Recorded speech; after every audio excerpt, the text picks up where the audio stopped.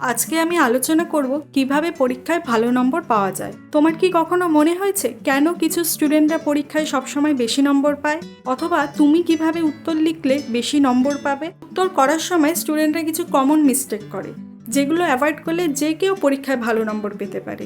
Second mistake, not adding additional information. অনেক student আছে যারা শুধু মেন অ্যান্সারটা লিখে শেষ করে দেয়। অ্যান্সারের সাথে অ্যাডিশনাল ইনফরমেশন যেমন উপযুক্ত example, diagram, formula, extra point এগুলো যুক্ত করে না। সলিউশন, প্রশ্নের সাথে যদি কোনো উদাহরণ বা ছবি যোগ করা যায় তাহলে সেটা অবশ্যই দাও। যেমন যদি প্রশ্ন আসে বায়ুমণ্ডলের স্তরগুলো কি কি, তাহলে শুধু উত্তর না দিয়ে স্তরগুলোর ছবি এঁকে দেখাতে পারো। এতে তোমার উত্তরটা বেশি নম্বর পাওয়ার যোগ্য হবে। তবে ছবি আঁকার সময় না থাকলে বা সঠিক উদাহরণ জানা না থাকলে বা কোনো পয়েন্ট মনে পড়ছে না, তাহলে ভুলভাল ইনফরমেশন দিও না, তাহলে সেটা